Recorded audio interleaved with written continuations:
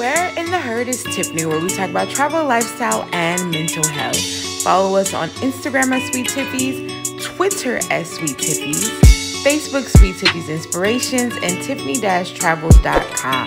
Don't forget to hit the subscribe button. Hey everyone, welcome back to Where in the Herd is Tiffany. On today's video, we are taking you to the Bridgerton Experience.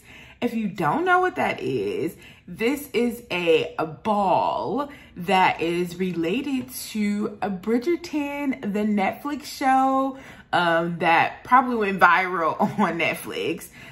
So it is based off of a romance novel by Julia Quinn, produced by Shondaland, and also Chris Van Dusen was also involved.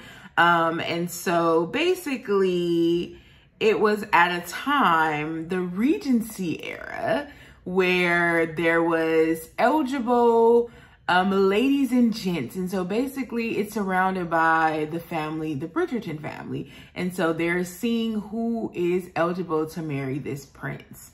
So stay tuned.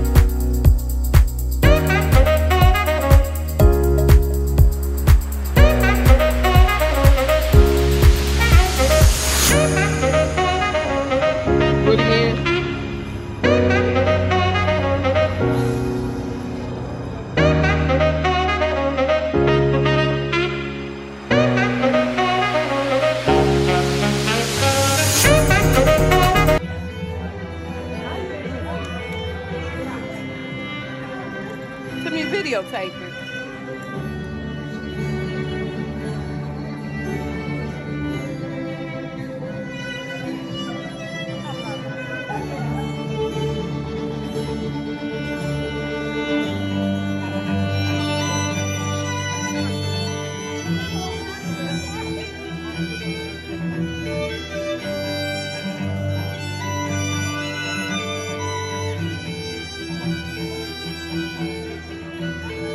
Guests, I applaud your courage.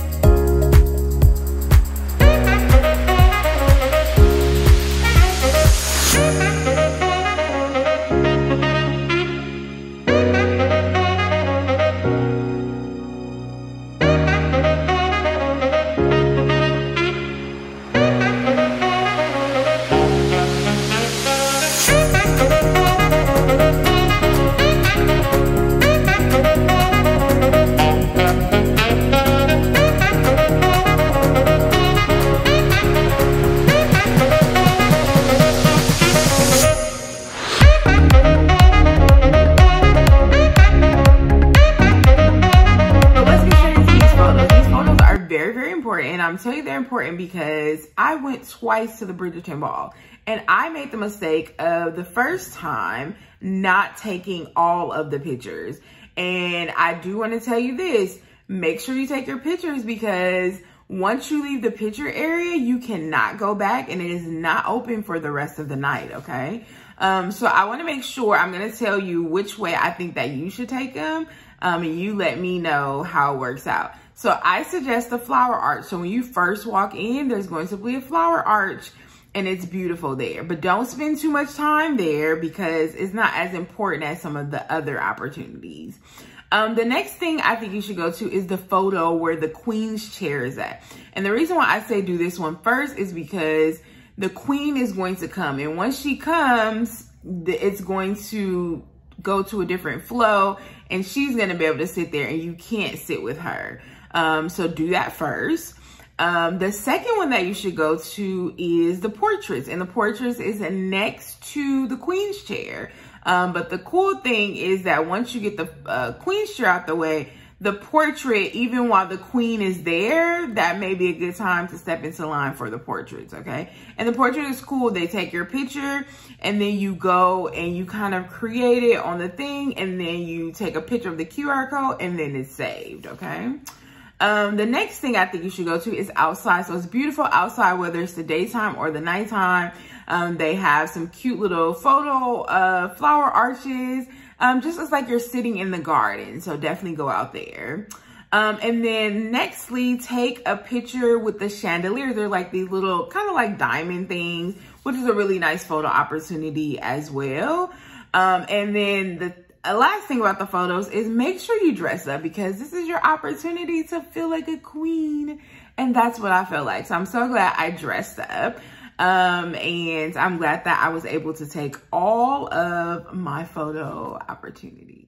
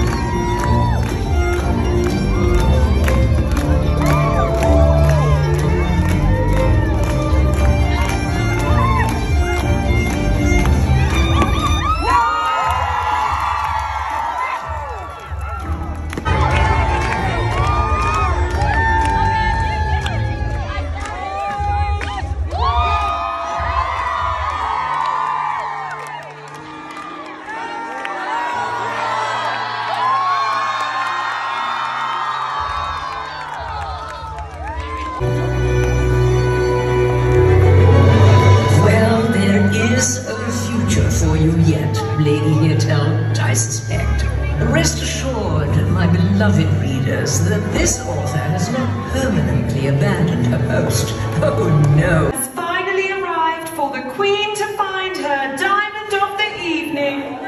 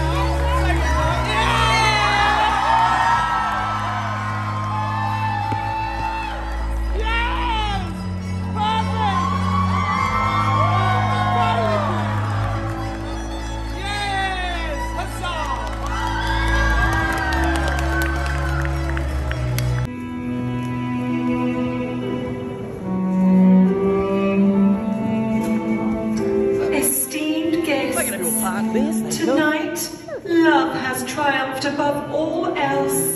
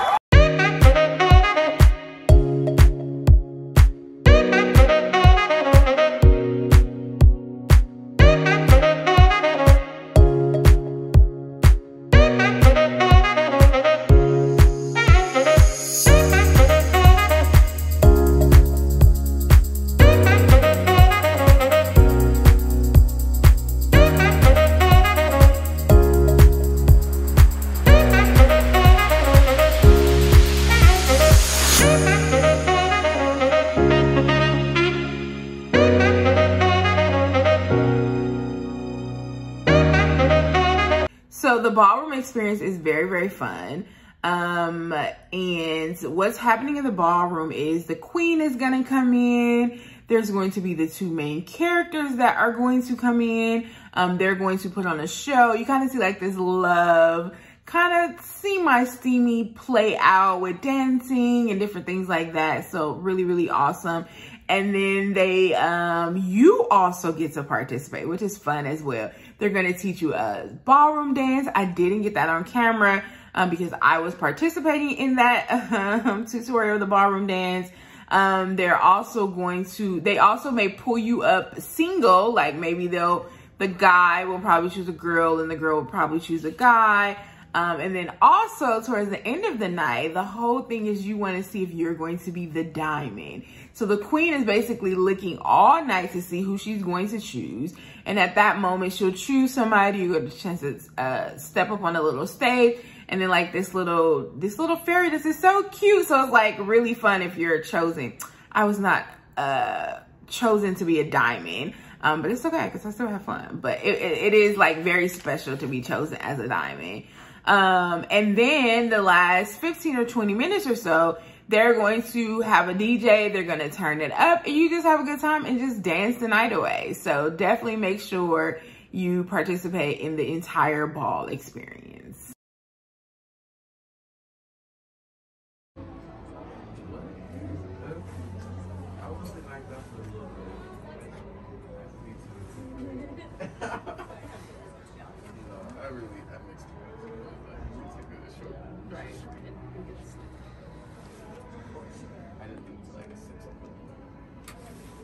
So just a little nap and sleeps. Right, and then when I got him,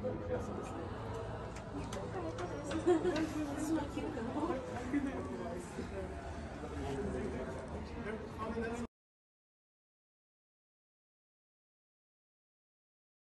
So now these are just some tips and tricks that I learned along the way. So let's talk about just how do you purchase a ticket. So you purchase a ticket, I will put the website in the description box, and it's gonna lead you to a Fever app. And so the Fever app is where you're purchasing tickets and also where you will need to download before you actually attend the ball, so that when you get ready, they're gonna just scan that little code when you enter, okay? And also wanted to talk about the timeliness, okay?